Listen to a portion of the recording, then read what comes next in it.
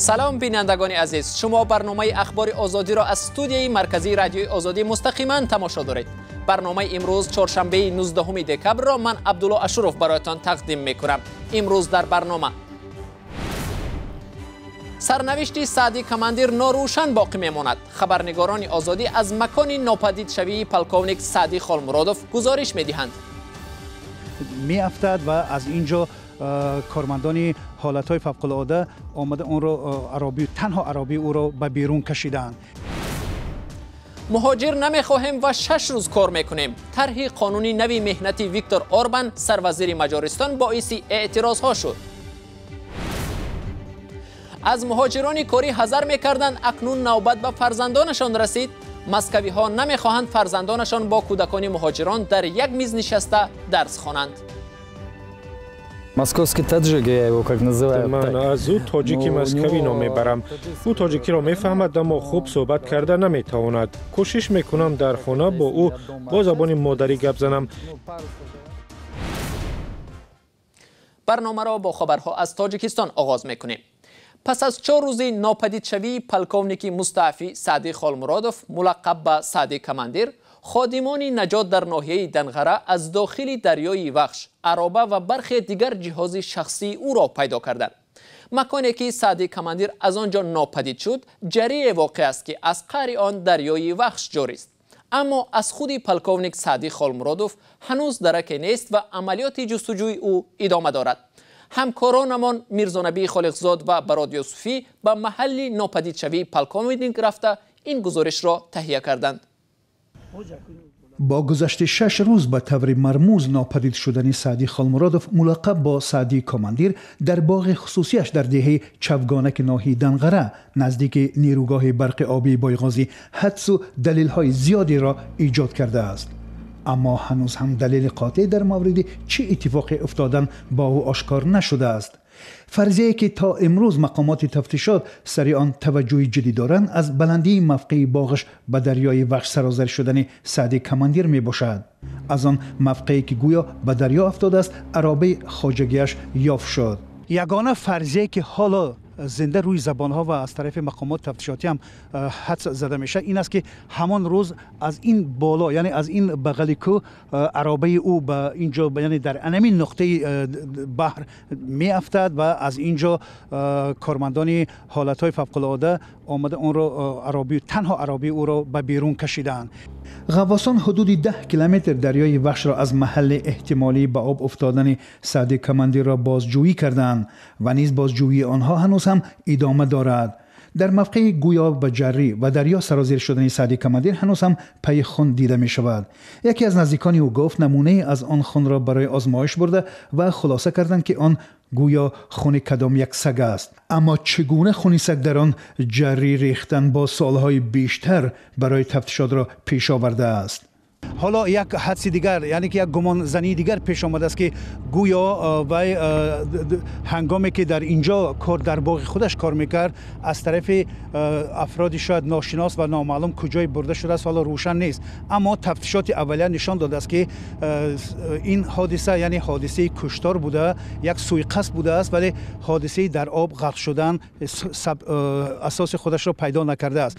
به گفته نزدیکان سعدی خالمرادوف، او گویا چند روز قبل از حادثه ناپدید شوی با یگان همسایش در این گوشه بیادم سر کدام مسئله مربوط به زمین باغش جنجال کرده است. به نظر می رسد که مقامات تفتیشات این فرضیه را هم دقیق دارد، زیرا پس از بازگشت ما یکی از نزدیکان سعدی کماندیر با تلفن اطلاع داد که 2 پسر همسایش را مقامات دادستانی شهر دنغره همچون گمانبر برای بازپرسی بردند.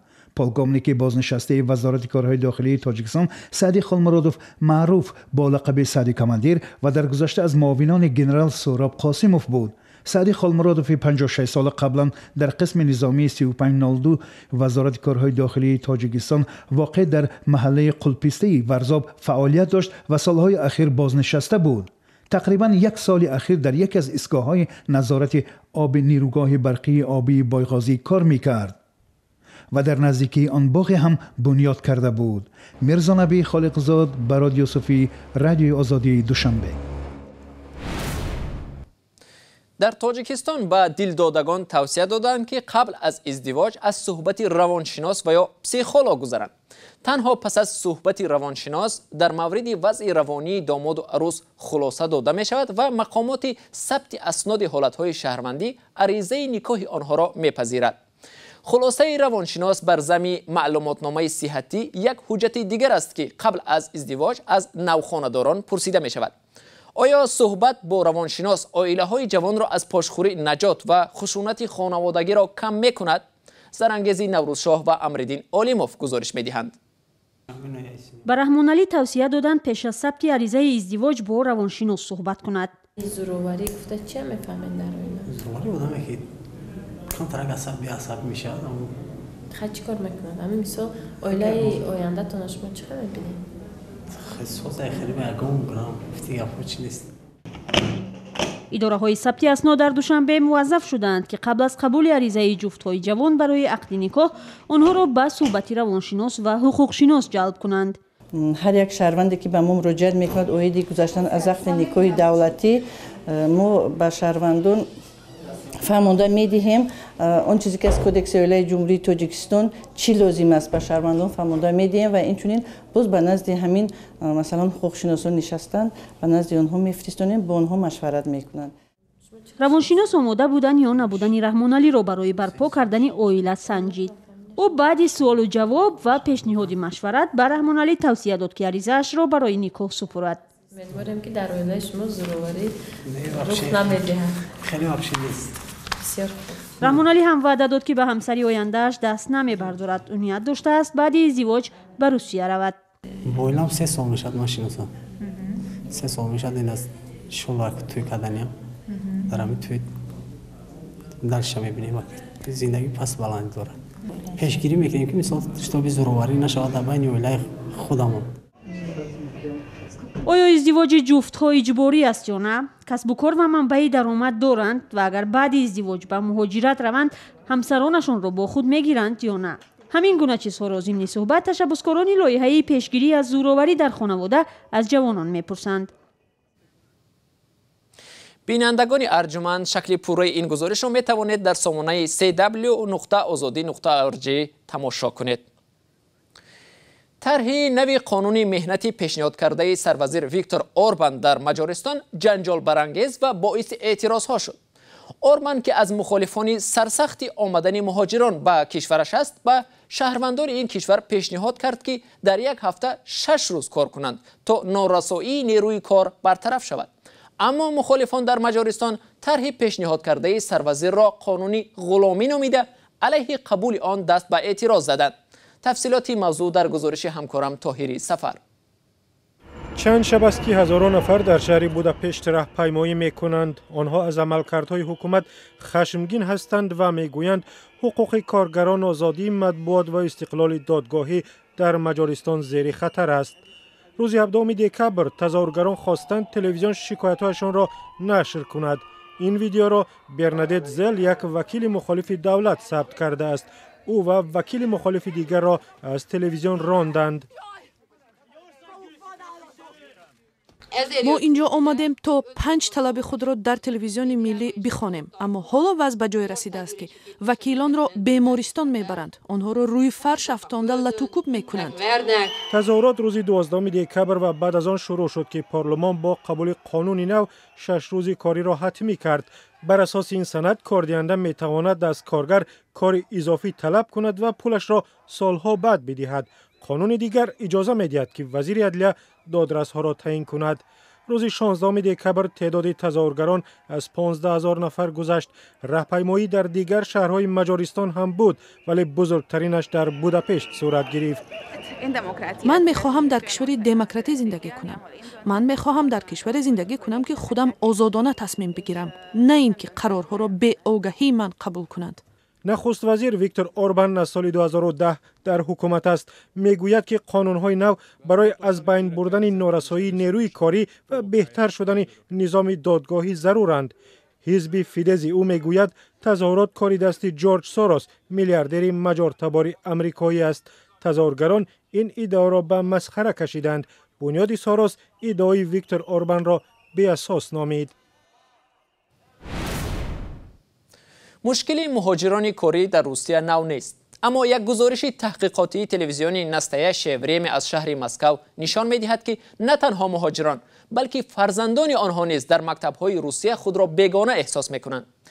با پنداری مسکوی‌های بومی، فرزندان مهاجران زبان روسی را خوب نمی‌دانند و از این رو آنها نمی‌خواهند کودکانشان یکجا درس خوانند. این ادعای آنها درست است و یا ریشه مشکل در بیگانه‌ستیزی مسکوی هاست؟ تفصیلاتی موضوع در گزارش همکارم کیومرسی عطا. رستم حلیموف 9 سال پیش همراه با خانواده‌اش به روسیه آمد. آن زمان پسر آنها قاسم همگی 2 ماه داشت. حالا قاسم در صنف 3 میخواند و ماه پیش به ایجاد شعر با زبان روسی آغاز کرد. زبان اول او زبان روسی است. من از او تاجیکی مسکوی نام میبرم. او تاجیکی را میفهمد اما خوب صحبت کرده نمیتواند. کوشش میکنم در خانه با او با زبان مادری گپ زنم. بعد چند جمله او میگوید پدرجان بهترش بیا با روسی صحبت کنیم. برای او معاشرت با این زبان راحت تر است. قاسم حلیموف در یک مکتب عادی مسکو میخواند. در صنف او کودکان دیگری هم هستند که همراه با والدان مهاجرشان به مسکو آمدند. در صنف آنها 4 خواننده دیگر از خانواده مهاجر است. 2 نفر از تاجیکستان، 2 نفر از ازبکستان. تحصیل این 4 نفر چندان خوب نیست. با والدان آنها مشورت دادند برای فرزندانشان معلم علاوگی بگیرند، ولی من از پسر خودم افتخار میکنم چون تحصیل او خوب است. حالا قاسم به پدر و مادرش در آموختن زبان روسی یاری میکند. او بعضاً برای آنها ترجمانی هم میکند. مثلا وقتی یک جای به مغازه می روند با فروشنده ها صحبت می آراید. قاسم در مسکو به وای رسیده است و مشکل ندارد، ولی حال کودکان مهاجره که تازه به مسکو آمدند از او فرق می نماید. در روز اول درس معلوم شد که دختری من بسیار گپ زدن را دوست می داشته است. او را با پسرچه با نام حیدر پشت یک میز نشاندند. او عموما روسی را نمی داند و حرف دخترم را نمی فهمد. دختری من هم زبان او را نمی داند. چطور آنها سر یک میز می شینند؟ به گفته اکسان همایش فرزندان مهاجران که محض به همین خاطر صنف‌های آمیخته تأسیس داده شد، در اصل تجربه ناموفق است. Они общаются между собой, если это дети одной национальности, а у нас дети разных национальностей. آنها فقط بین خود صحبت میکنند. مثلا اگر کودکان از یک ملتند با هم معاشرت کرده میتوانند. در اینجا کودکان از کشورهای مختلف زیادند و در نهایت آنها به گروه ها تقسیم میشوند و به دلیل زبان مشترک با هم دوستی میکنند. Они, наоборот, все очень отдельные и обособленные, каждый со своими. در مکتبی که دختری اکسانه یعنی تحصیل میکند به خوانندگان درس علاوگی زبان روسی دادن نمی شود. دختری او میگوید کوشش میکند که به کودکان در آموزش این زبان یاری کند. من تو نه، من تی گفتن در کار. من با او این رو میلیون بار تکرار میکنم. ولی این کار رو نه من بلکه باید اون معلم اجرا کنم. آنها رو باید از همین خوبساری آموزند. برخی از والدان کودکان روس با توجه به این مشکل یعنی تحصیل فرزندان مهاجران بچه‌های خود را به مکتب‌های دیگر میبرند. به گفته اکسان پاشینه از مکتب دختری او یک بار 3 خواننده را گرفتند. پسر رستم حلیموف قاسم برعکس فقط با مسکوی ها صحبت میکند. وقتی پدرش او را در تعطیل به تاجیکستان فرستاد وی در آنجا زیاد نماند. پس از 10 روز قاسم از والدانش خواست که او را به خانه‌شان به مسکو برگردانند. بینندگان ارجمند، وقتی برنامه امروز ما به پایان رسید، اخبار از این بیشتر را در سامانه www.azadi.org دریافت کنید. صحیفه های ویژه رادیو در فیسبوک ادنا کلاسیک قابل دریافتند. گزارش های ویدیویی را در صحیفه آزادی ویدیو در یوتیوب می توانید تماشا کنید. صبح پگاه در نشر نوید بامدادی شما را منتظریم. تا آن لحظه خدا نگهداری هر یکی شما باشد.